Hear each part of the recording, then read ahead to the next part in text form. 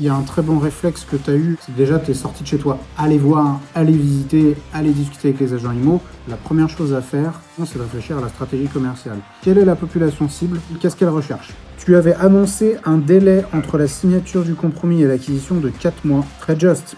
Les opérations de marchand, elles sont longues et il faut prévoir les délais les plus longs. Plus tu as de temps, et plus tu vas pouvoir faire les choses sereinement. C'est un point sur lequel la plupart des personnes qui débutent se rétament.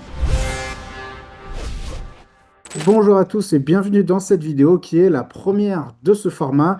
Et aujourd'hui, on va faire un audit en live d'un projet de marchand de biens, un projet réel de marchand de biens. Donc, je vous souhaite la bienvenue, c'est un nouveau concept. N'hésitez pas à nous dire en commentaire ce que vous en aurez pensé. Et pour cela, j'ai le plaisir d'accueillir aujourd'hui Tony qui est avec nous en live. Bonjour Tony et bienvenue sur cette vidéo. Eh bonjour à tous.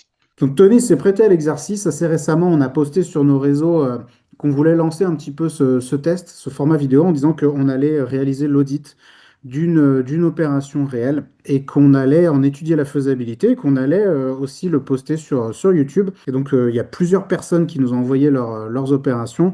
Et l'OP de Tony nous a paru la plus intéressante parce qu'il y avait pas mal il y avait pas mal de sujets à aller aborder.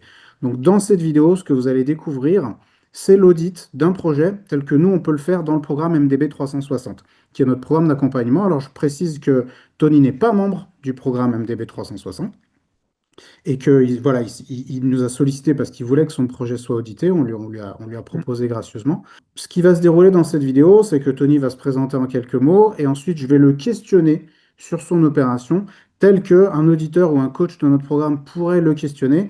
Et ça va beaucoup vous servir aussi si vous vous questionnez sur les études de FESA des opérations de marchand de biens, puisque vous allez voir étape par étape les points essentiels, les points capitaux qu'il faut vraiment aller regarder, sur lesquels il faut porter votre attention pour vous éviter de faire une connerie, pour vous éviter de vous positionner sur une opération qui ne soit pas suffisamment rentable ou qui ne soit pas viable. Et on aura aussi un échange avec Tony. Je vais aussi vous montrer à quoi ressemble un audit d'opération tel que nous, on peut le faire au sein du programme MDB 360. Alors, Tony, pour commencer, est-ce que tu peux, s'il te plaît, pour les personnes qui vont regarder cette vidéo, te présenter en quelques mots? Oui, bien sûr. Donc, Tony, 45 ans, marié, un enfant. Donc, moi, je suis pas du marchand de biens à plein temps, hein. J'ai un travail à côté, mais ça fait allez, à peu près un an maintenant que je me suis vraiment investi là-dedans et que je charge des projets. Voilà. Ok. Est-ce que tu avais déjà fait de l'immobilier avant? Non, je m'intéresse à l'immobilier depuis, on va dire, 2021. C'est vraiment là où il y a une bascule, mais plutôt un petit peu comme beaucoup de gens, je pense, l'immobilier investissement locatif. J'ai failli acheter des immeubles de rapport et autres, ça n'a pas abouti. Donc, je m'intéresse à l'immobilier depuis 2021, mais vraiment la partie marchand de biens depuis une petite année. Ok, qu'est-ce qui t'a amené à porter plutôt sur l'activité de marchand plutôt que d'autres types tu vois, d'activités immobilières? Hum. Euh, L'investissement locatif, on sait tous que ça a ses limites. Alors, c'est intéressant sur le long terme, mais c'est vrai que ça a ses limites. On est très vite bloqué par les banques et l'investissement. Et c'est ça, hein, surtout, qui m'a fait m'intéresser à l'activité de marchand de biens. Et j'ai trouvé ça très intéressant. Alors, c'est complexe, mais très intéressant aussi, cette partie gestion de projet. Et puis, presque la partie sans limite. Si on est vraiment bon, on peut vraiment sortir des projets plus que sur l'investissement locatif. Donc, ça m'a vraiment intéressé. Ok, ok, très bien. Et juste pour qu'on te situe géographiquement, dans quelle région tu habites en France? Je suis entre Montpellier et Béziers, dans le Ok, 34. ok, très bien. Alors, ce que je te propose, c'est qu'on rentre tout de suite dans le vif du sujet. Je vais montrer un peu à tout le monde je vais montrer un peu à tout le monde le lieu de l'opération et je vais commencer à te Mhm. poser quelques petites questions. Donc, on est quelque part au nord-est de Béziers. Donc, ce que je vais faire, c'est que je vais la passer en satellite pour que vous puissiez voir un petit peu de quoi il s'agit. Donc, il s'agit de cette maison-là, hein. Ouais, c'est bien ça. Donc, cette maison-ci, qui est donc posée sur ce terrain-là, et il y a aussi un autre il y a aussi un autre bout de terrain. Le terrain derrière avec la piscine toute verte. Donc tout ça là, sur toute cette longueur-là, on est bien d'accord? C'est ça, c'est ça. Ok. La maison fait combien de mètres carrés? Elle est dans quel état? Est-ce que tu peux nous en dire un petit peu plus? La maison fait 185 mètres carrés, du coup réparti sur 2 étages, avec il y a 20 35 mètres carrés de garage, pardon. Ok, très Elle est bien. des années 80, donc on va dire elle est dans son jus, quoi, un petit peu classiquement. Elle est structurellement en bon état, la toiture, il n'y a pas de fissures apparentes, par exemple, comme certaines autres maisons dans le quartier ou autres. Bon état, mais dans son jus à l'intérieur. Le projet, là, le projet que tu envisageais, Tony, consiste en quoi exactement? Alors, juste pour resituer un petit peu le projet, donc moi j'avais mis des alertes pour détecter des maisons et essayer de faire de la division parcellaire. Donc là, on est sur la maison en elle-même, elle est sur un terrain de 600 mètres carrés. C'était vraiment le minimum que j'avais mis. Donc Mhm. c'est comme ça que j'ai découvert le projet. Et une fois sur place, c'est en discutant avec l'agent immobilier que il m'apprend qu'il y a également le terrain d'à côté qui est en vente. Ça, c'était pas paru sur l'annonce en fait. Ok. Moi, j'étais venu pour de la division, voir un petit peu. Alors, j'avais regardé déjà sur le satellite, ça me semblait déjà compliqué à faire, mais je me suis dit, je vais quand même y aller. Et c'est en discutant, il m'apprend que donc c'est un héritage et Ouais. que les héritiers voulaient vendre la maison en premier et vendre le terrain dans un deuxième temps plus tard.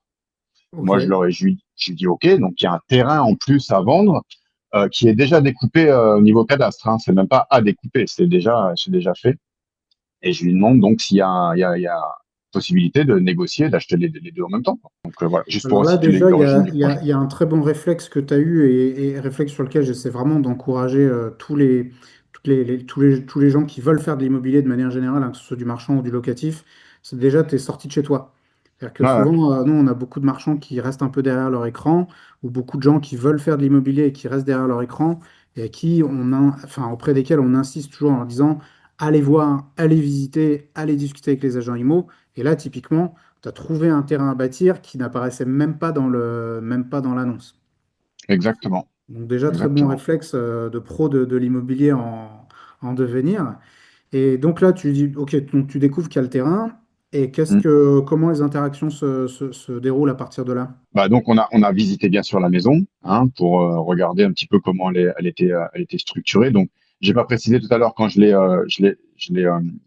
présenté, mais il y a vraiment le bas où il y a c'est pas un, ga- il y a une partie de garage, mais tout le reste a déjà été aménagé comme si c'était un OK. vrai studio en bas.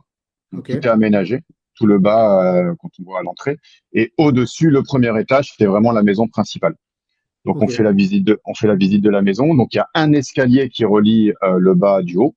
OK. Donc on regarde, on voit que c'est bien sûr dans son jus, je regarde ce qu'il y a à faire et j'essaye déjà d'analyser comment découper la maison en fait. Spontanément, j'essaye de découper la maison en mitoyen parce que ça se vend quand même déjà mieux à mon sens. Hein. Je pas encore une grande expérience, mais deux maisons mitoyennes avec un petit peu de jardin. Donc j'essaye de voir de regarder comment ça c'est possible sur un premier rendez-vous. Hein, parce que En la coupant, par exemple, comme ça, là? exactement, ouais, Ouais. exactement. Et de voir un petit peu les possibilités. Il y a le garage, est-ce qu'on peut aménager le garage, le haut, le bas. Donc bon, j'essaie d'analyser à mon échelle, prendre le maximum d'informations pour après retourner chez moi et puis faire mon bilan prévisionnel avec les éléments que je vais voir de la maison, en prenant OK. en compte cette partie terrain à côté, parce que bah, soit je pourrais acheter que la maison, enfin ce serait un peu stupide quand même, essayer d'analyser un petit peu mon bilan prévisionnel. Qu'est-ce qui t'a poussé à vouloir faire à adopter cette stratégie commerciale de dire, bah, je coupe la maison en deux?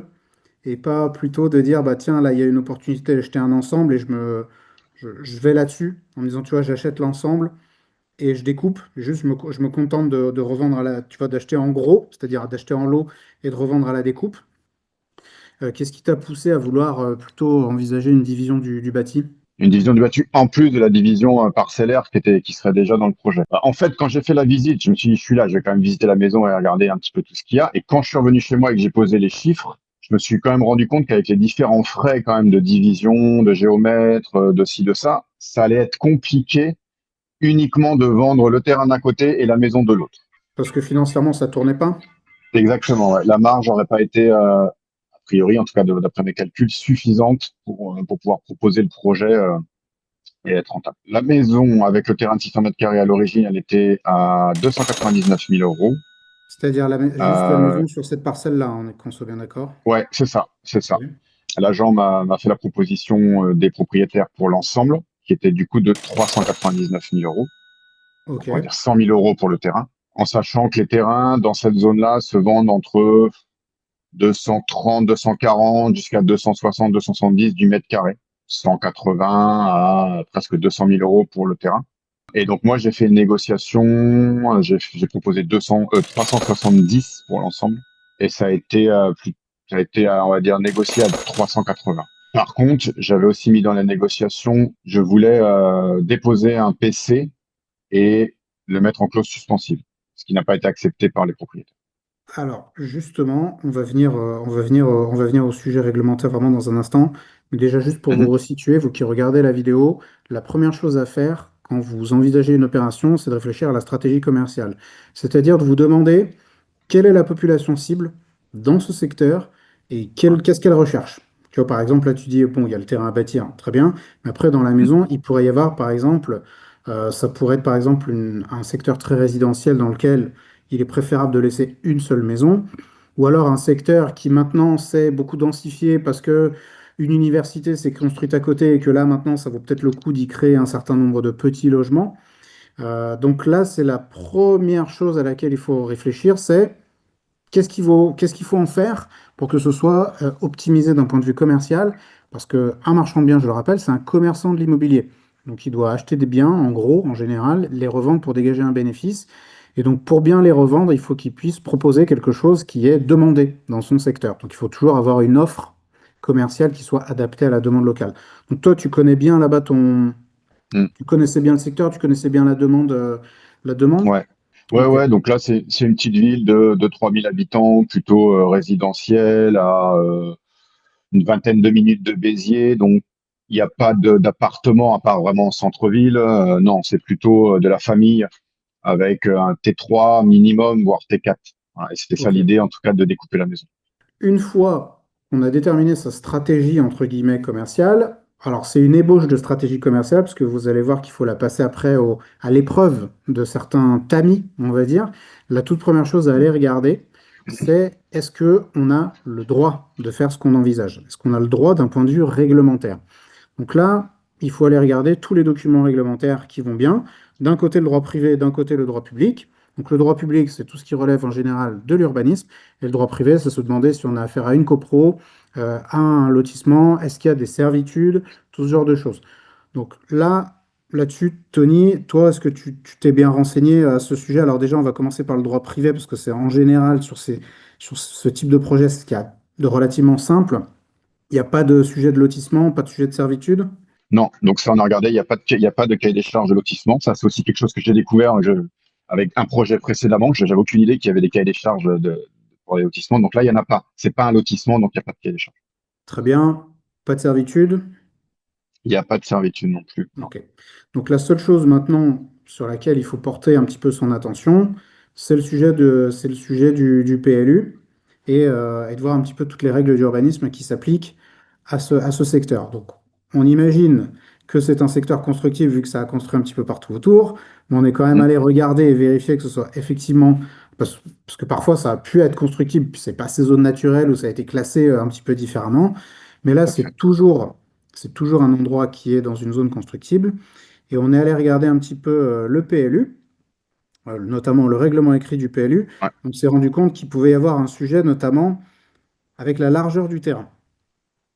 Puisque là, en fait, on a un terrain, comme vous pouvez le constater, qui est plutôt tout en longueur Mm. et qu'on a des retraits qui nous sont imposés par le règlement. Et là, je vais tout de suite aller vous montrer l'audit qui a été réalisé justement pour Mm. le projet de Tony. Donc Mm. ça c'est un projet, ça c'est un audit tel qu'on le réalise pour les élèves de MDB 360. Donc on regarde tout de suite le côté réglementaire et attends, est-ce que c'est là-dessus? Oui, c'était là-dessus qu'on a bien précisé que le terrain en longueur et qu'il faut respecter là les règles notamment les règles de retrait. Donc on a 5 mètres du retrait de la voirie, donc ça c'est 5 mètres à partir de l'alignement Ouais. là de la voie publique. Et après, il y a 3 mètres des limites séparatives. Donc là, en fait, on dit globalement qu'il y a, alors, je pour aller rechercher le texte du PLU, je l'ai mis là de côté. On pourra le regarder après dans le détail. Mais au niveau des limites séparatives, il y a des retraits à respecter. Juste moi, pour savoir, donc j'avais le document de PLU, mais mon premier Ouais. réflexe a été d'appeler la mairie. D'appeler la mairie en direct et de lui donner le nom de la parcelle et de demander les informations en live au service d'urbanisme.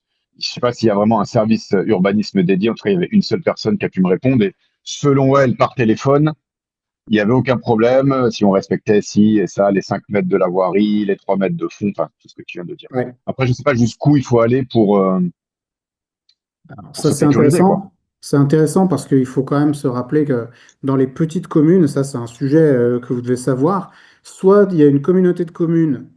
Et là, on a affaire en général, quand il y a une communauté de communes, à un service d'instruction qui est mutualisé et qui est Mm. géré par des gens qui sont plutôt des techniciens et qui sont plutôt bien capés au niveau urbanisme.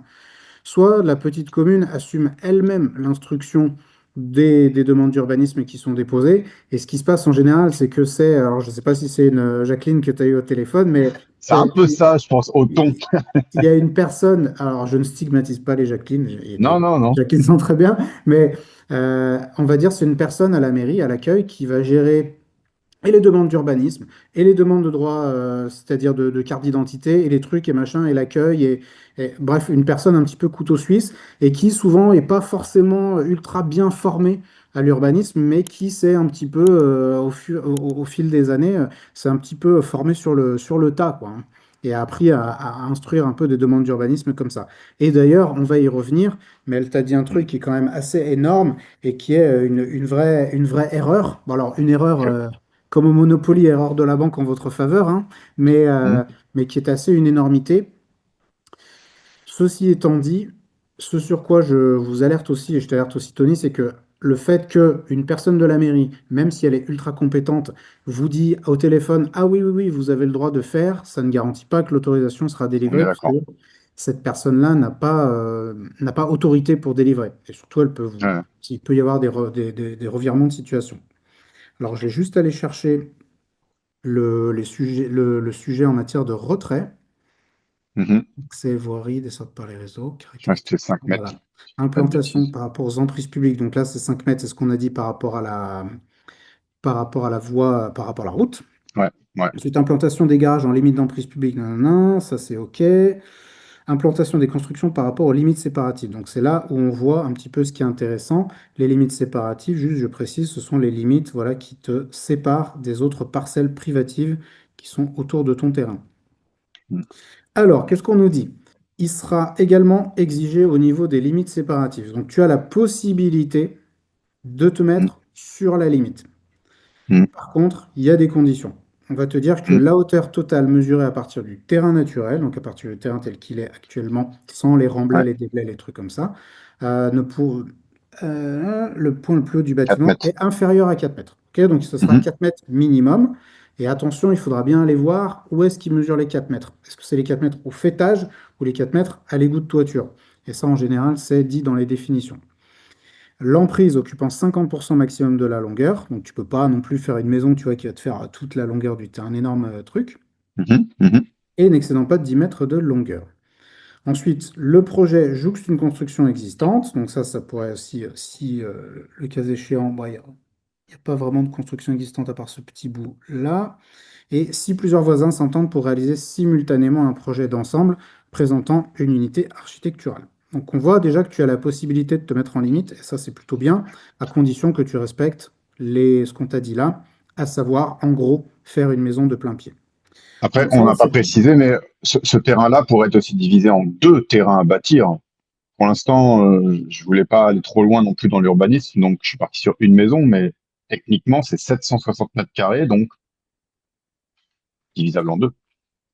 Alors, ce serait à réfléchir, mais parfois, le fait qu'on puisse le faire, tu vois, au regard du PLU, ne veut pas forcément dire que ça soit déjà que ça ait Ok. du sens en termes Mm. commercial, parce que faire des tout petits terrains dans une zone comme ça, je ne sais pas si ça a du sens, tu vois, il faudrait regarder, quoique c'est assez dense. Si, Ouais, 330, ça passe. Enfin, ça ouais, passe. ouais. Dans ma Après, zone, ouais. Ouais. l'autre sujet auquel il faut regarder, c'est la constructibilité, parce qu'il va falloir que tu alloues ici une Emprise au sol. bande, Mm. tu vois, une bande, non, il va falloir que tu alloues ici une bande d'accès pour ton terrain du fond. Ça veut dire que ton terrain du devant, C'est il va ça. être encore plus étroit et donc tu vas avoir une constructibilité encore plus réduite. On est Et en d'accord. plus, après, tu te retrouves sur le sujet du permis d'aménager, de devoir viabiliser les terrains, engager beaucoup de frais, beaucoup de travaux, porter l'opération plus longtemps. Et souvent, si c'est pour sortir juste un deuxième terrain à bâtir de 300 mètres carrés, bah, ça vaut rarement le coup. C'est c'est pour ça que j'étais parti sur un seul. Et puis il y avait la partie TVA, donc on abordera sûrement après. Mais comme il y a déjà des bâtis sur le terrain, je voulais pas non plus Alors me justement, confronter à. Voilà. donc on a vu au niveau réglementaire que c'était OK, que tu pouvais effectivement construire, mais par contre, on était surtout sur un plein pied. Hmm, Euh, les places de parking, donc c'était vraiment un sujet à vérifier, notamment si tu veux diviser la maison, bien sûr, notamment si tu veux diviser la maison. bien sûr. Et qu'est-ce qu'on avait vu aussi? Dépôt de l'ADP par le géomètre, pardon, pour vendre le terrain à bâtir séparément. Parce que là, justement, ce qui m'a surpris dans ton Alors, projet, hmm, c'est que hmm, la nana de la mairie, elle t'a dit, ah, maintenant, vous pouvez vendre le terrain à part sans faire de déclaration préalable. Parce que la parcelle est déjà cadastrée, en fait, de manière séparée. exactement. Et c'est ça d'ailleurs qui est une énorme, qui est une ânerie. Alors, je vais préciser. Hmm, La parcelle, tu peux la revendre séparément si elle est déjà cadastrée. Par contre, tu ne peux pas la revendre comme un terrain à bâtir. Parce que actuellement, ok. c'est pas un terrain à bâtir, c'est juste le terrain qui est rattaché c'est juste un terrain. Ça s'appelle un terrain diffus. Et pour le rendre terrain à bâtir, il faut le lotir au regard de l'urbanisme et donc déposer une demande de division de terrain. Donc en fait, c'est la déclaration préalable que tu vas déposer pour pouvoir créer ce terrain à bâtir d'un point de vue légal. C'est ça qui va lui conférer une véritable identité légale de terrain à bâtir. Et là, pour l'instant, en fait, tu peux pas le vendre comme terrain à Com- bâtir. Et si Comment on le la sait nana de la ça? mairie, Ça elle t'a c'est dit vrai. ça, mais c'était une grosse Comment on le connerie. sait ça? Comment on le sait? C'est écrit où? Comment? Ça c'est vraiment. On est dans le technique là, parce que j'avoue, moi je vois un terrain à bâtir qui est divisé par cadastralement. Je me dis bah c'est un terrain à bâtir quoi. Mais Bah non. ça, on l'apprend notamment, ça fait partie des choses, ça fait partie des choses que nous on enseigne en formation. Ça fait partie des aspects un peu techniques qui sont pas forcément archi sexy et qui sont pas forcément archi vendeurs, on va dire, quand tu fais des webinaires et des challenges de 3 jours. Par contre, Hmm. qui sont ultra importants euh, et qui font la vraie différence entre un marchand qui sait où il met les pieds et un marchand qui avance un petit peu à l'aveuglette. Après, là-dessus, j'ai envie de te dire, ça aurait pas été un drame, c'est juste que la nana de la mairie t'a dit un peu une connerie, et je pense qu'à un moment donné, quelqu'un t'aurait rappelé un peu à l'ordre, à savoir notamment le notaire, le jour où il aurait fallu faire la vente. Le problème, c'est que tu t'en serais rendu compte un petit peu tard. Tu me disais, là, ça avait été signalé aussi donc par Sébastien qui a réalisé l'audit de ton projet. Il y a un bâti sur le terrain. Ce bâti-là, il est Alors, de quel, c'est alors quoi ce bâtiment-là? il y en a trois en fait, parce que la piscine est considérée comme bâtie, non? Non, Ah, non, alors j'ai été mal informé. ça Ok. compte pas. Je croyais que quand elle était enterrée, je croyais que c'était considéré comme un bâti. Ok. Alors, c'est considéré, ça apparaît au cadastre, alors ça dépend au regard de quoi tu le considères comme un bâti, mais si demain tu veux le vendre comme terrain à bâtir et tu dis, ah bah moi je j'ai pas à payer de TVA sur marge parce que le terrain est déjà bâti parce qu'il y a une piscine, ça fonctionne pas. Il y a eu des jurisprudences dans ce sens et donc ça c'est cuit. Alors tu vois, j'ai même posé la question à ma notaire pour bien me préconiser, pour bien me- Elle m'a dit oui. Alors tu vois, comme quoi les notaires aussi, sont peut-être pas toujours bien renseignés. Alors, les notaires, alors, pour leur défense, le droit français, notamment la TVA en matière de terrain à bâtir, est vraiment pas clair. Et Ouais, tous les ouais. notaires ne sont pas nécessairement spécialisés dans les opérations de marchand. C'est pour ça que c'est vraiment important, quand on lance une activité de marchand, de se faire accompagner par un notaire qui a l'habitude. Ouais. Parce qu'il Ouais, ils peut être disent de tout ce bonne qu'ils peuvent foi, hein. faire, mais ils maîtrisent pas forcément tous les sujets, hein. C'est ça. Il peut être elle peut être de super bonne foi, ta notaire. Mhm. Et puis juste se tromper, parce qu'on est tous humains et on fait tous des erreurs, et le droit fiscal, il est extrêmement complexe en France. Donc, Ouais. voilà. Donc il y a cette piscine. Donc, Ouais, alors, et il y a deux bâtis. Donc, il y a le premier qui est devant la piscine. C'est ouais, en gros un grand cabanon d'une vingtaine de mètres carrés en béton, quoi. c'est ça, ce truc-là, là? Non, non, non, juste devant, là où il y a à Ça? côté du. Ouais, voilà. Ok, 25 mètres carrés, je sais plus comment ça fait. ok. Et il y en a un autre au fond. tout au fond, en fait, collé au voisin, Ouais, ce truc-là. là-bas. Ça, c'est la pool house qui fait aussi 20-25 mètres carrés. Ok. Est-ce que ces bâtiments-là sont cadastrés? Est-ce qu'ils apparaissent au cadastre? Je Eh l'ai ben, on sous va aller les voir. yeux. Donc là, on a le plan de cadastre et effectivement, on voit que le bâtiment là, il apparaît dessus. Donc ça, c'est quelque chose qui, à date, attention, parce que ça évolue beaucoup, peut vous permettre de ne pas C'est avoir à celui payer du la fond aussi, TVA sur hein. marge. Pardon? Celui du Ouais. fond aussi, là. Enfin, Bah là, on voit vraiment un tout c'est- petit bout. ouais. À mon avis, il y a un tout petit bout qui a été déclaré, puis il y a un gros bout qui a été construit. C'est parce que ça me paraît pas correspondre à la taille réelle du truc quand on regarde, hein. Hmm. Et la piscine, elle apparaît pas. Donc, est-ce qu'elle a été Elle apparaît déclarée? pas. Est-ce qu'elle a été faite? Parce que normalement, une piscine, ça apparaît au cadastre, hein. Ouais. Je sais pas. Ça, j'ai pas posé la question, j'avoue. Donc ça, c'est un sujet qui pourrait être intéressant à creuser.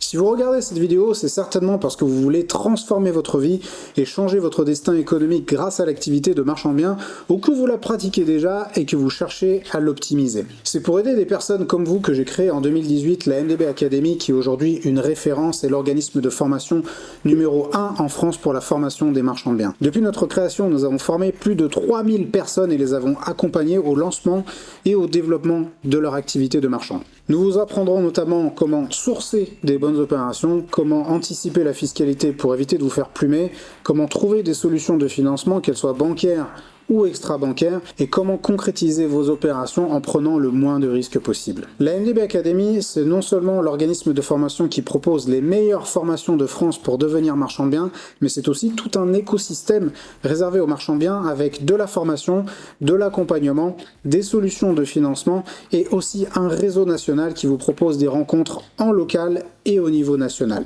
Si vous voulez lancer une activité de marchand de biens ou développer une activité déjà existante, nous avons des solutions pour vous accompagner, que ce soit de la formation ou de l'accompagnement. Je vais vous mettre un lien juste en dessous de cette vidéo. Via ce lien, vous pourrez prendre rendez-vous avec mon équipe. On fera un audit tout simplement de votre projet. Où est-ce que vous en êtes, où est-ce que vous voulez vous rendre, et le cas échéant, on vous proposera le projet le plus adapté. Donc je vous mets le lien juste en dessous de la vidéo. On a vérifié qu'au Hmm. niveau réglementaire, c'était bien, c'était OK, que ça fonctionnait, pas de lotissement, pas de servitude. Donc là, on est bien d'accord. Une fois qu'on a regardé tous les aspects techniques, tous les aspects, pardon, réglementaires, on peut passer à la partie technique. Alors là, je précise que c'est pour les besoins d'une vidéo YouTube. Donc on survole, mais en général, il faut aller beaucoup plus loin. Il faut aller regarder les plans de prévention des risques, etc. Il faut faire une lecture du PLU vraiment dans le détail. Là, on est allé un petit peu vite parce que sinon, la vidéo allait durer 4 heures et c'est pas non plus le but. Le but, c'est quand même, c'est de vous montrer un petit peu un survol. Donc là, ce qu'a fait Sébastien, c'est qu'il a regardé tout ce que tu avais étudié en termes de faisabilité technique, hop, je vais agrandir. Il t'a dit ce qui était OK, ce qui était à vérifier et ce qui était bloquant. Donc là, tu as bien budgété les travaux de division aménagement extérieur. On a création de copro, état descriptif de division par le géomètre, raccordement et création de compteur eau et lec plus tout à l'égout. Et tu avais prévu aussi de réaliser une étude de sol. Hmm. Le point sur lequel il t'a alerté, c'est que tu n'avais pas budgété de mission maîtrise d'œuvre. Et là-dessus, c'est un point sur lequel nous, on essaie aussi de sensibiliser les gens. Faites attention, selon vos capacités, selon le temps que vous avez à disposition, bah, gérer un chantier, c'est pas toujours évident.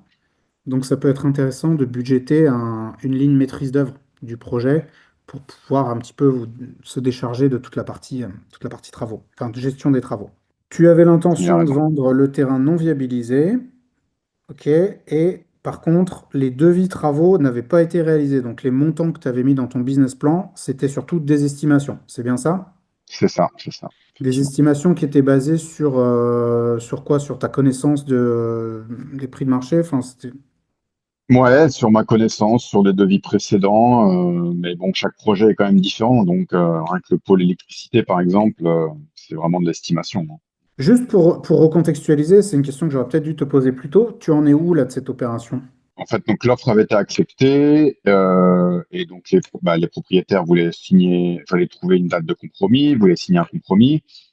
Et moi, j'avais toujours pas donc les devis de tous les artisans, vraiment les devis importants. Et donc, ça, il commençait à me presser pour signer une date de compromis, ce qui est normal. Et à la fin, je me suis dit, je peux pas aller au compromis sans avoir plus de certitude sur sur ces devis de travaux parce que c'est trop important. Et donc, c'est ce que j'ai dit à l'agent. J'ai dit, écoute, je me sens pas d'aller au compromis maintenant. Il me manque trop d'informations pour sécuriser le projet. Et donc, je préfère pour l'instant mettre en stand-by. Donc, on n'a pas signé de compromis. Il m'a dit, si c'est le cas, je pourrais pas te garder, entre guillemets, la maison. Je vais devoir réouvrir les visites et autres. J'ai dit, bah, écoute, c'est la règle du jeu. Et ça, c'était bah, il y a 3 semaines à peu près, 3, 4 semaines. Ok. Et entre-temps, on va dire, j'ai eu des projets personnels puisque je viens d'acheter ma propre RP qui me prend beaucoup de temps en ce moment. Donc, j'ai vraiment mis en stand-by, honnêtement, le projet depuis 3, 4 semaines. Ok. Ok. Et j'ai Alors, vérifié juste avant la vidéo, la maison est toujours en vente. Donc, mais on va peut-être voir pendant cette vidéo comment faire pour la sortir, cette opération, et peut-être qu'elle sera plus en oui, vente j'aimerais bien. d'ici à ce qu'on sorte la vidéo YouTube.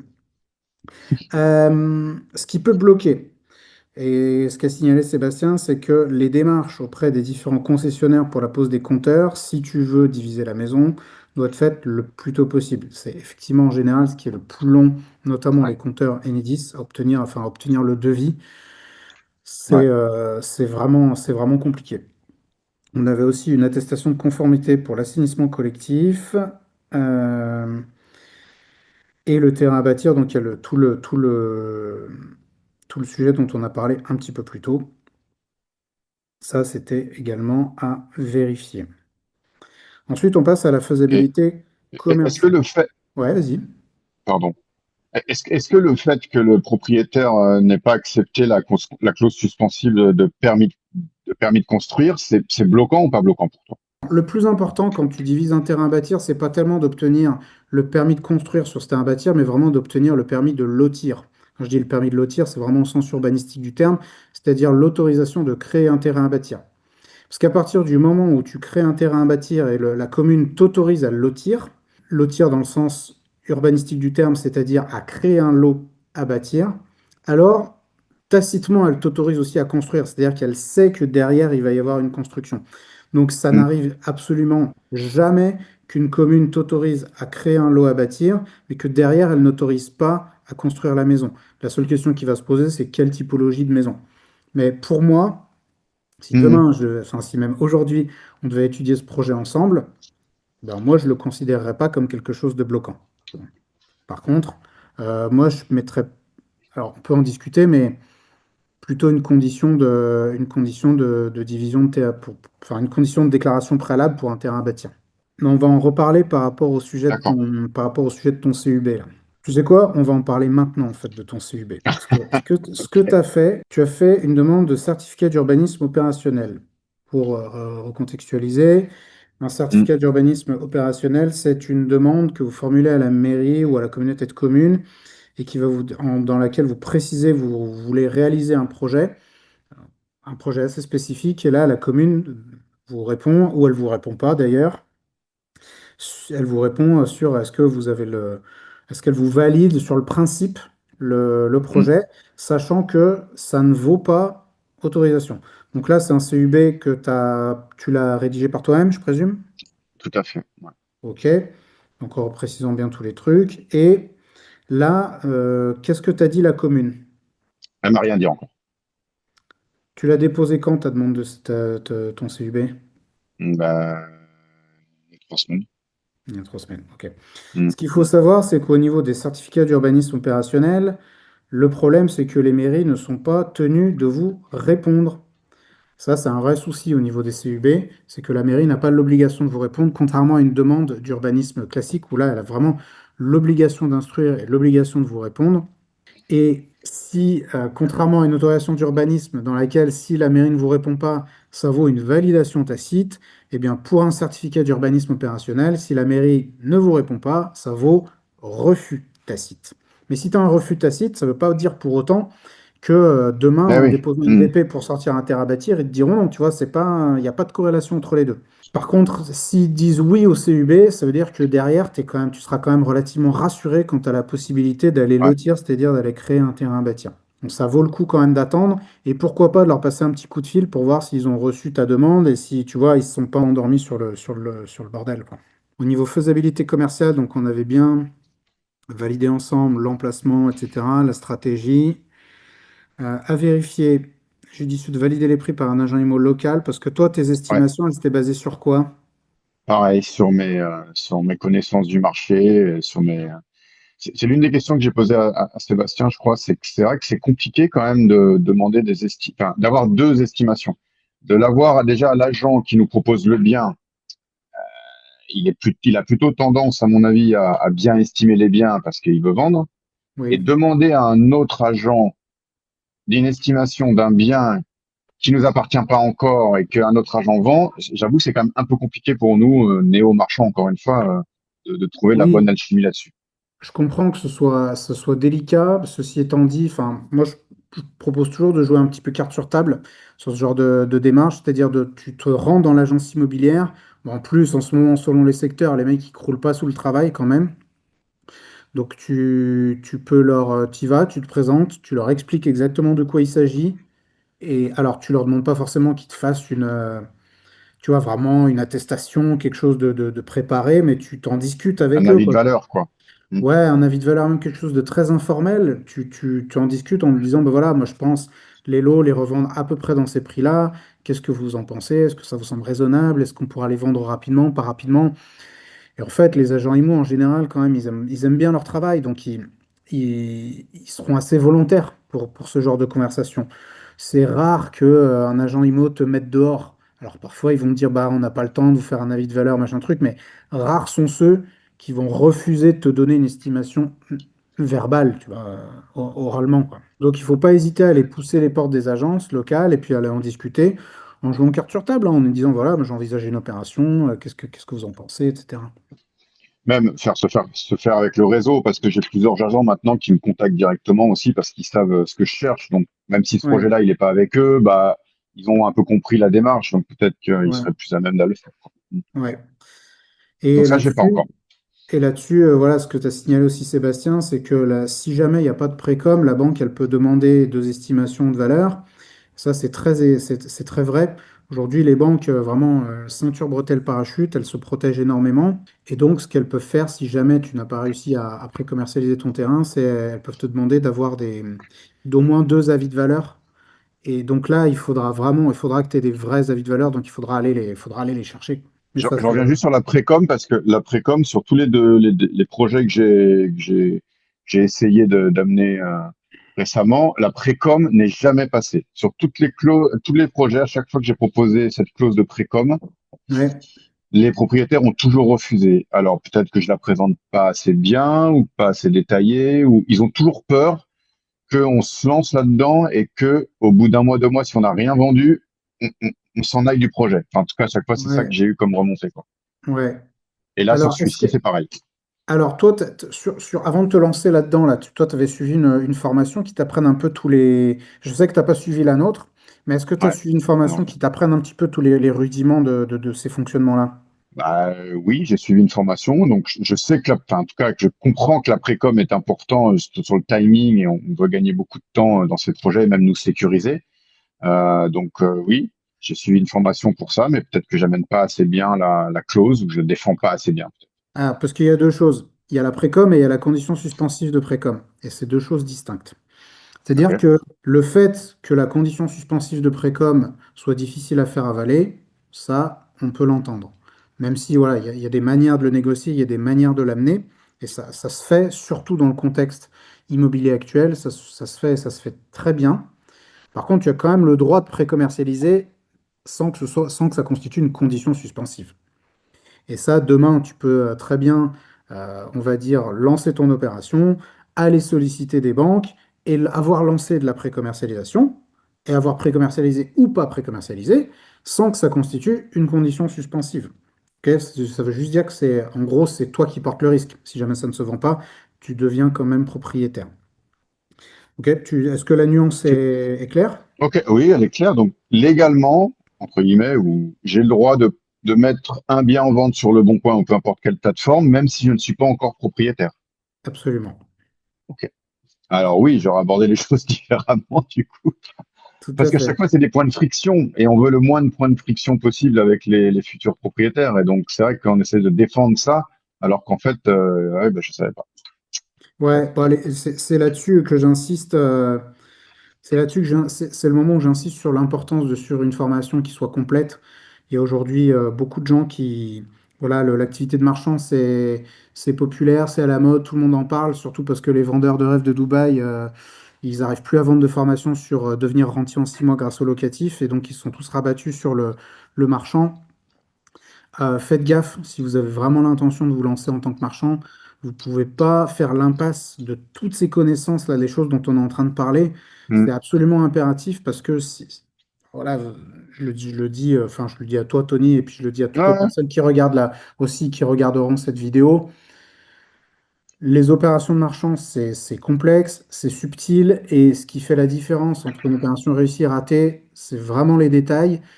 Et si vous n'avez pas le bagage de connaissances théoriques nécessaires pour pouvoir faire les choses comme il faut, vous allez vous rétamer ou alors vous allez laisser passer des bonnes opérations. Donc, dans les deux cas, il faut absolument que vous suiviez une formation qui soit complète et qui vous donne le bagage théorique nécessaire. Aussi, il y a une campagne, pas de campagne de fausse annonce qui avait été réalisée, donc ça peut être, c'est quelque chose qui est aussi à tester, de ouais, mettre des tout petites à fait. fausses annonces, tu vois, pour voir un petit peu, pour voir un petit peu ce que ça donne.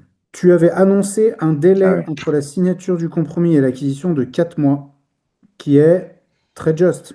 Et Ouais. là-dessus aussi, ça, c'est un point sur lequel la plupart des personnes qui débutent se rétament, c'est-à-dire le sujet des délais, qui est un sujet critique sur lequel on insiste beaucoup en formation et en accompagnement.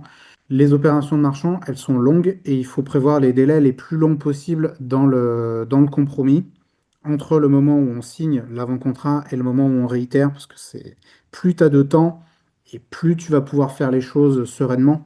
Parce qu'il y a des choses qui demandent des délais incompressibles. Tu vois, typiquement, si tu as besoin de déposer une déclaration préalable, ben, il faut que le géomètre vienne. Enfin, déjà, il faut qu'il te sorte un devis. Ensuite, il faut qu'il vienne. Il faut qu'il fasse ses maîtres. Puis, il faut qu'il prépare la DP. Et tout ça, ça peut prendre facile 3 4 semaines. Rien que pour la préparation. Ensuite, il va la déposer. Tu as un mois d'instruction, dans le meilleur des cas. Si tu n'es pas en périmètre ABF ou quoi, tu as un mois d'instruction. Donc, tu es déjà presque à 2 mois. Et si elle est délivrée, en admettant que tu n'aies pas de demande de pièces complémentaires et que tout fonctionne, tu vois, comme dans le monde des bisounours, et ben, ensuite, tu as 3 mois de recours, je simplifie, 3 mois de recours. Donc là, tu es déjà à 5 mois. Et ça, c'est dans l'optique où ça s'est passé comme sur des roulettes. Nickel. Tu vois, à 4 mois, t'es un petit peu juste. Et donc, faut toujours essayer d'y aller vraiment le plus Sans tôt parler de la possible. partie, sans parler de la partie financement, parce que bon, je l'ai pas précisé, mais bon, c'est une des questions forcément pour tous les néo-marchands de biens. Moi, j'ai pas la capacité financière forcément de financer ce projet. Ouais, L'idée était de trouver un associé, et donc de la même manière, bah, toute cette partie-là va prendre du temps. Et il faut que l'associé il a le maximum de sécurité, de pièces et autres pour pouvoir m'accompagner sur ce projet. Donc c'est clair que 4 mois, c'est irréaliste. Mais ouais, à l'inverse, absolument. on a des propriétaires qui, du coup, ont un peu de mal, j'imagine, à comprendre qu'on puisse mettre des délais de 5, 6, 7 mois, enfin, je sais pas. Pour eux, ils veulent vendre vite, ils veulent vendre facilement, ils veulent, enfin, voilà. C'est aussi une contrainte qu'on a, j'imagine. Ouais.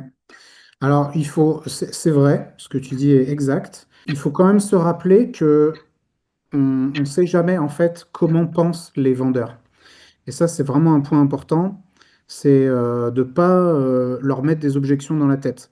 Et tu vas voir Hmm. il y a des vendeurs qui ont vraiment envie que ça aille vite, il y en a qui s'en foutent, il y en a qui vont préférer le prix, il y en a qui vont préférer la sécurité, il y en a qui vont préférer la rapidité.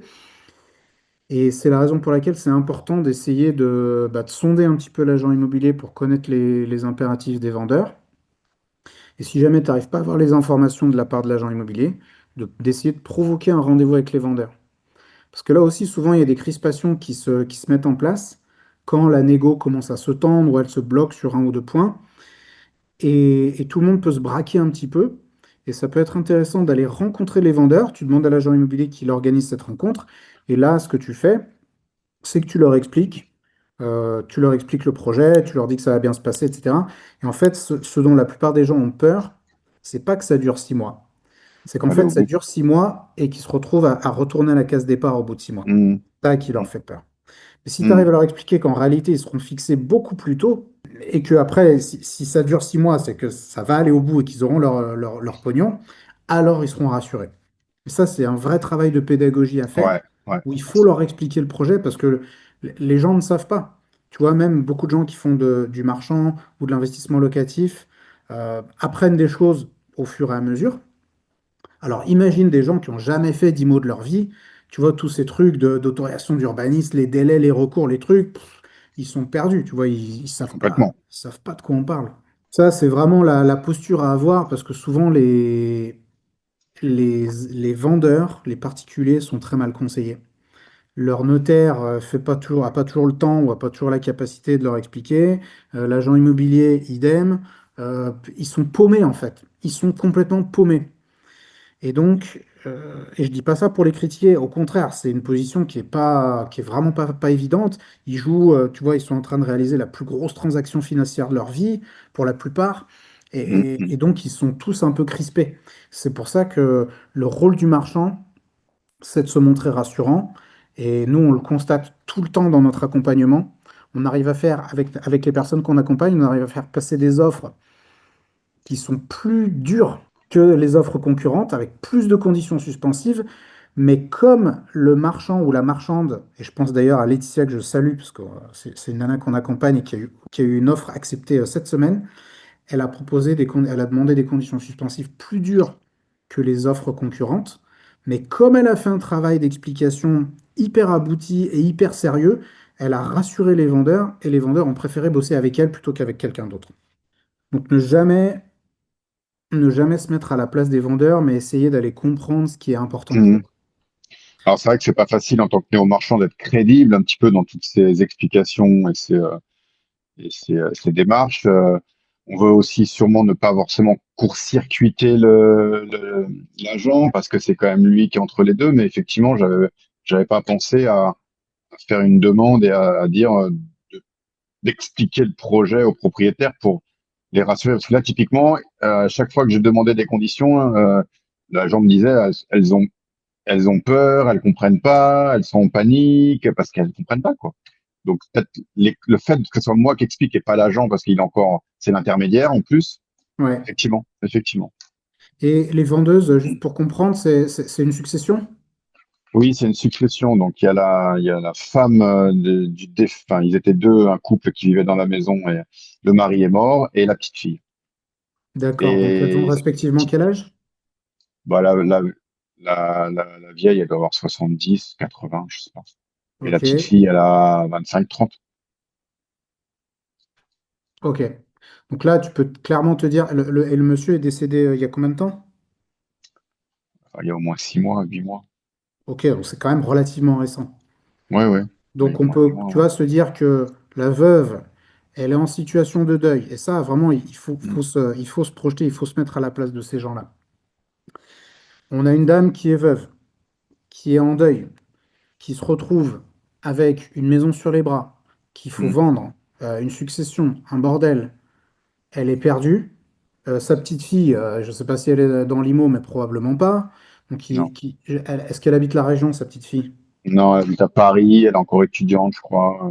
Voilà, donc la petite fille, elle est en gros, elle est figurante quoi, dans l'histoire. Et je pense qu'elles doivent être extrêmement mal, voire pas du tout informées de ce qui se passe. Et donc, c'est normal qu'elles paniquent, c'est normal qu'elles aient peur. Donc ça, c'est des situations qu'on rencontre très fréquemment dans nos opérations de marchand, et c'est là où il faut réaliser ce travail. Mais si tu sais de quoi tu parles et que tu leur expliques exactement les tenants, les aboutissants, c'est là où ça va être rassurant pour elles et c'est là où elles pourront te faire confiance.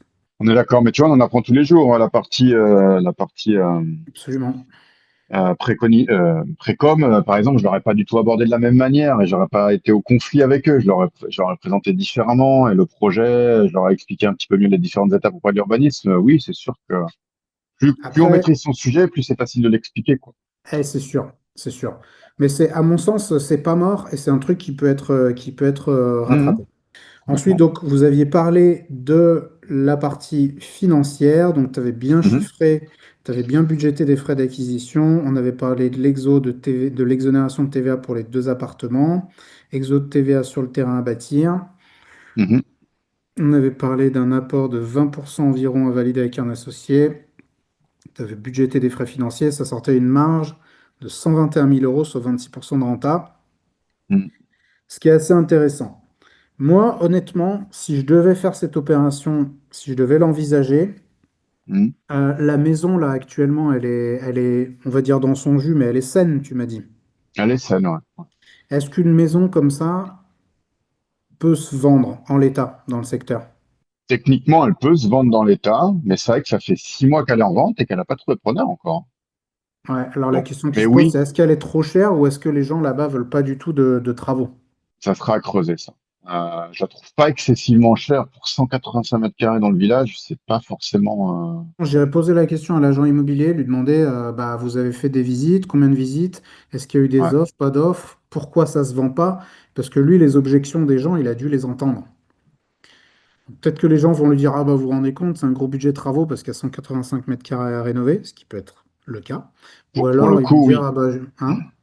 Pour le coup, oui, effectivement, le budget, en fait, le prix de base, il n'est pas excessivement cher, mais quand on compte juste l'enveloppe travaux de réaménagement, ouais, ça monte quand même. Et là, Ça on est tape plus un peu, cher ouais. ouais, là, on est trop cher par rapport au prix du mètre carré, ouais, c'est clair. Mm, mm. Surtout qu'il y a des logements neufs là qui ont été faits l'année d'avant, donc j'ai vraiment les prix mètre carré neuf, je vois vraiment combien ça fait quoi. Ça se vend combien? C'est des maisons ou des appartements, les logements neufs? Maison, c'est que des maisons. Et elles se vendent combien au mètre carré? On est plutôt dans les 3000, 3002, 3003. Ouais, Ah ouais, 3000, 3003. ouais. Donc tu vois, à rénover, en plus aujourd'hui, bon, une maison de 185 mètres carrés, c'est pas forcément le truc qui.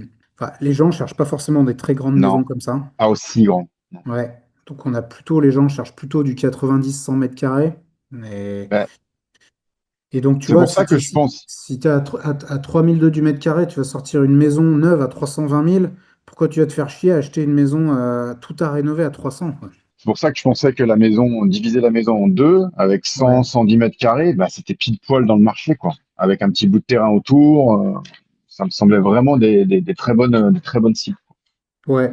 Et au niveau du. Est-ce que tu avais vérifié au niveau du stationnement? J'ai vu qu'il l'avait signalé dans la partie réglementaire. Est-ce que tu avais vérifié au niveau du stationnement ce qui était nécessaire, ce qui était possible de faire? Bah, il faut, bah, comme Parce que le toujours, terrain, le terrain qui te reste là, et putain, il est pas grand, hein. Si tu restes, tu laisses que 600, ça. 640, 640, je crois. Ouais, mais il y a une notion d'accès. Tu vois, par exemple, Ouais. la question, c'est où est-ce que tu les cases des stationnements, quoi. Bah, il y a plusieurs options. Il y a plusieurs Ouais, options, mais techniquement, on a la place de faire nos classes places de parking, hein. parce que tu vois, tu vas devoir passer par ici. Tu vas Exactement. avoir un billet de terrassement pas négligeable à mettre en œuvre. Donc, tu vois, typiquement dans les travaux que je te dis que j'avais pas encore maîtrisé, il y avait cette partie terrassement là. J'ai aucune idée des prix. C'est Hmm. vraiment quelque chose que je maîtrise pas du tout. Et j'ai Ouais. reçu un devis après au final, mais c'est vrai qu'il y a un paquet de terre. Est-ce qu'on l'emmène, on l'emmène pas? Donc, la Ouais. création des parkings, c'était aussi beaucoup plus cher que ce que je pensais. Il n'y a pas que le Et, terrassement, il y a toute la partie parking. Ça, pareil, j'avais pas de notion, quoi. et c'est la raison pour laquelle diviser une maison en appartements, enfin, c'est en général des projets qui sont assez coûteux Ouais. et qui engagent pas mal de frais que les gens n'imaginent pas à l'avance. Au-delà de la faisabilité, là, vraiment de se dire, oulala, comment est-ce que je crée un accès avec cette butte et machin truc, et c'est compliqué, ça va générer beaucoup, beaucoup de frais. Et c'est pas Ouais. sûr que tu retombes sur tes pattes. D'autant que je vois ici que c'est une départementale. Ouais. Donc, tu as en plus une ligne qui passe, une ligne électrique qui passe vraiment pas très haut au-dessus de ta clôture. Donc, ici, c'est la DDT qui va instruire ta demande de création d'accès, parce que tu vas devoir créer un deuxième accès ici si Ouais. tu vois, si tu divises. Et je sais pas si c'est passant. Est-ce que c'est passant cet endroit ou c'est calme? Enfin, c'est comment? Non, non, honnêtement, pas trop. La nationale, elle est plutôt devant, là, c'est pas très passant. Parce que la DDT, ils peuvent être un peu chiants, tu vois, quand on crée des nouveaux accès pour Mhm. des enjeux de sécurité routière. Mais là, honnêtement, moi, je ne vais pas m'amuser à faire les mesures maintenant. Mais tu vois, je vois pas comme. Ouais, Il y a si, sept huit peut-être mètres, je crois. Il y a 7-8 mètres entre la maison et le. là, ouais, donc Ouais. c'est quand même un peu juste. C'est quand même un peu juste parce que, surtout sur une départementale, ils vont me dire, bah, si vous nous créez du stationnement, il faut que les gens ils puissent manœuvrer sur leur propre terrain pour rentrer en marche avant sur la route et pas se pointer sur la départementale en marche arrière. Ah oui.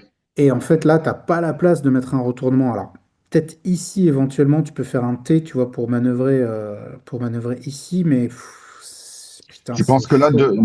deux places de stationnement devant la maison garées en avant, ce serait pas autorisé? Ici, là, Ouais, devant la maison. Je sais pas où t'es là, mais devant la maison, hein.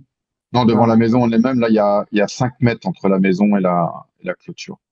ah non, mais là, ici, si tu as 5 mètres, là, tu peux éventuellement les mettre. Sauf que maintenant, ce qu'on demande, et je pourrais te le montrer dans le PLU, Hmm. c'est demander systématiquement quand on crée des nouveaux accès, des nouveaux stationnements, c'est que la manœuvre, elle doit pouvoir être la manœuvre de retournement, c'est-à-dire ton demi-tour, hein, il doit pouvoir être fait sur le terrain privé. C'est-à-dire qu'en fait, tu ne dois pas te garer en avant sur ta parcelle et ressortir en marche arrière. Ça, c'est interdit Ah, pour des questions d'accident, enfin, tu vois, de trucs accidentogènes, ouais. Et ça, aujourd'hui, le stationnement et le sujet des accès, ce sont les waouh. choses qui bloquent le plus les projets. Donc moi, Ah, ça, je savais pas. intuitivement, tu vois ce que je ferais sur ce projet. Alors, ça mériterait d'aller faire une visite peut-être un petit peu plus approfondie, mais putain, en plus, il faudrait certainement déplacer le poteau électrique là, donc encore des frais pour pouvoir mettre du stationnement devant. Enfin, faire demi-tour avec sa voiture, là, ça va vraiment être compliqué, effectivement, hein. Ouh. Ouais. Non, non, c'est chaud. À mon sens, ce projet, il faut essayer de revendre la maison en un bloc et voir à faire peut-être un rafraîchissement intérieur. Enfin, tu vas réfléchir à peut-être faire une petite réno, pas faire trop de frais, mais essayer de la remettre un petit peu au goût du jour, la remettre propre. Et moi, j'essaierai de revendre d'un bloc la maison et le terrain à bâtir à part. Alors, il faudrait voir vraiment à faire Ouais. tourner l'équation, se demander combien il y a de travaux à mettre en place, à mettre en œuvre, à combien on peut la revendre, et après voir quel prix on peut proposer aux vendeuses. Faudrait que je creuse avec l'agent, comme tu dis, quelles ont été les objections des visiteurs. Ouais. Là, c'est du double vitrage dans la maison, C'est du double vitrage, oui, c'est du double vitrage. récent ou Ouais, ancien? je ne sais plus. Ok. Là, ce qu'il faut faire, à mon sens, c'est retourner visiter en te disant que tu vas peut-être envisager une rénovation de la maison. Mais Mhm. quand je dis une rénovation, c'est un rafraîchissement pour la remettre un petit peu au goût du jour. Il ne faut pas maintenant aller y mettre des 200 000 balles parce que tu retomberas jamais sur tes pattes.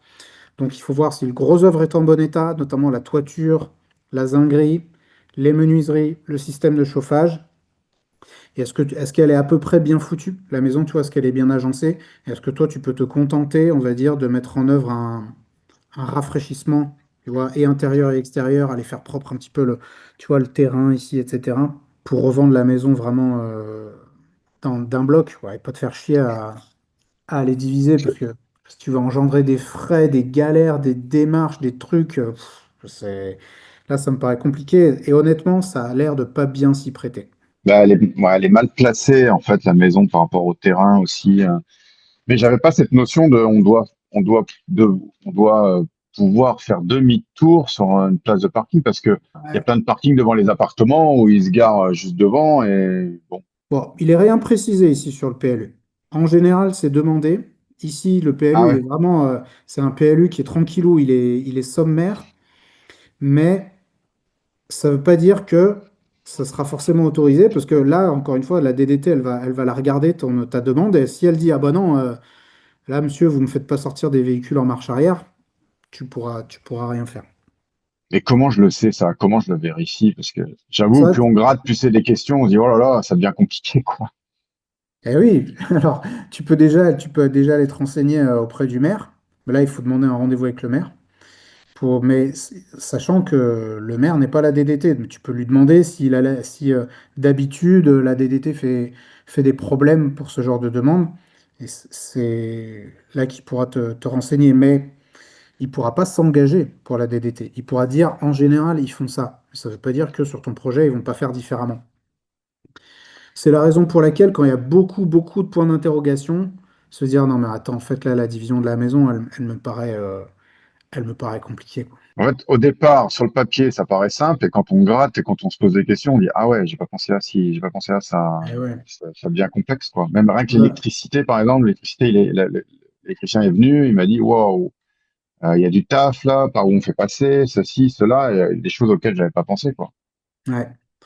Bah, ça paraît toujours simple sur le papier de se dire, ouais, on coupe en deux, on fait deux apparts, Ouais, mais en fait, c'est vachement plus compliqué que ça. C'est pour ça que parfois, la division à outrance, entre guillemets, bon, là, tu divisais pas comme un bourrin, hein, mais non, mais beaucoup diviser n'est pas toujours la meilleure des solutions. Donc, moi, j'envisagerais plutôt, tu vois, comment revendre la maison ah, seule, tout à fait, tout à en fait. un seul lot. Ouais, tout à fait. Le montant des travaux, alors je regarde juste ce qui t'avait marqué, le Ouais, ouais, montant des travaux, à valider, visuel 3D. Prévoir de l'assurance, prévoir. Ça, oui, ça, c'est des choses aussi que, alors je le dis pour tous ceux qui regarderont cette vidéo, prévoyez toujours une assurance multirisque pour le bâti que vous allez acheter et prévoyez aussi la taxe foncière pendant la période où vous allez détenir le bien. Ça, c'est mm, souvent des petits frais qui sont mal anticipés ou qui sont pas anticipés du tout.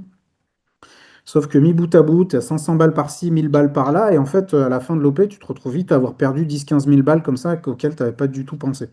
Ça, c'est encore une fois, le diable est dans les détails et c'est intéressant mm, d'aller gratter.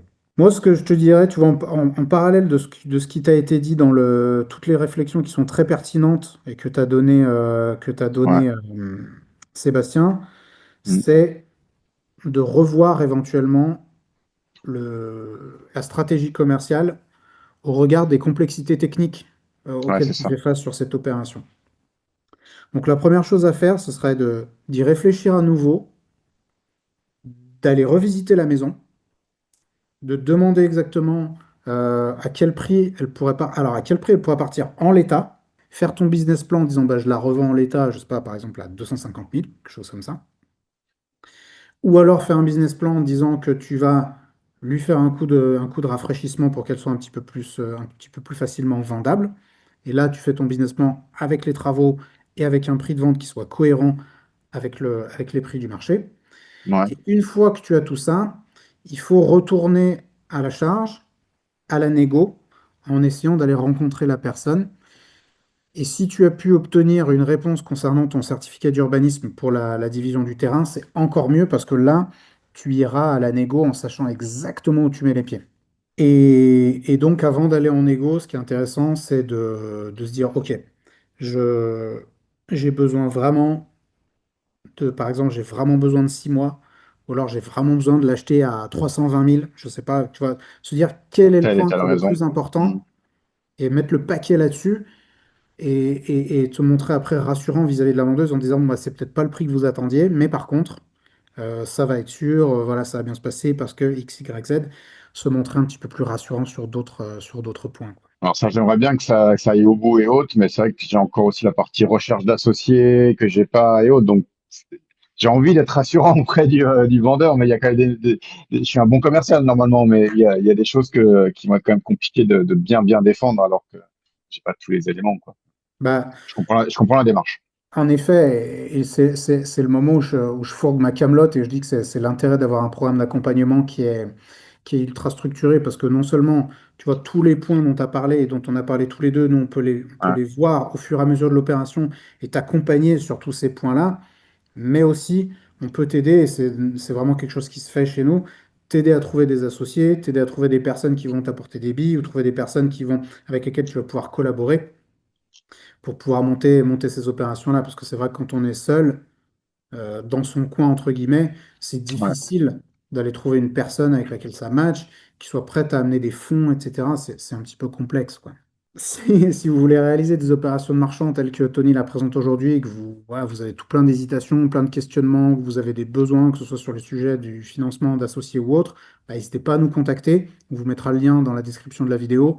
Nous, on vous dira d'ailleurs si on est apte à vous accompagner ou pas. On n'a pas l'habitude de se faire du pognon sur le dos des gens qu'on n'arrive pas à aider. Donc surtout, n'hésitez pas, l'appel est gratuit, c'est avec mon équipe, ils sont tous en France. Ils pourront vous renseigner sur le programme qui sera le plus adapté pour vous. Est-ce que il y a des questions que tu aurais voulu me poser, Tony, à l'issue de l'échange qu'on a fait? Alors, je précise que c'est la première fois qu'on échange avec Tony. On n'a pas fait de préparation pour ce truc et Non, moi, j'ai pris les choses un petit peu à la volée là, au fur et à mesure de l'échange. non, des questions, peut-être pas forcément, mais au bout de maintenant là plusieurs mois d'avoir une autre formation, un autre accompagnement et de différents projets, on se rend compte de l'importance d'être bien suivi parce que il y a tellement de questions en fait. On est néo-marchand, on se pose plein de questions. Des fois, des petites subtilités. Toi, tu vas me dire, bah non, faut faire ci, faut faire ça. Ou d'autres qu'on a vraiment, il y a vraiment des problématiques là. Rien que l'échange d'aujourd'hui, j'ai appris beaucoup de choses et je peux mieux m'orienter. Donc, je prône pour l'accompagnement parce que je pense que vraiment c'est important, même si j'ai pas encore pris le tien effectivement. Mais je vois pas comment quelqu'un qui débute là-dedans sans avoir une expérience peut arriver à réussir seul. C'est très compliqué quoi. Il y a beaucoup il y a pas de formation pendant 2 ans, 3 ans de diplôme ou autre que où on décortique chacun des aspects. Donc j'ai pas forcément plus de questions, mais je me rends compte de l'importance d'un accompagnement. Pas Et photo. pour vous qui regardez cette vidéo, si jamais vous avez des questions, alors pas forcément des questions ultra pointues, techniques, etc., mais si voilà, il y a des choses qui me remontent pendant que vous regarderez cette vidéo, n'hésitez pas à les mettre en commentaire. J'essaierai de les traiter et d'y répondre moi-même.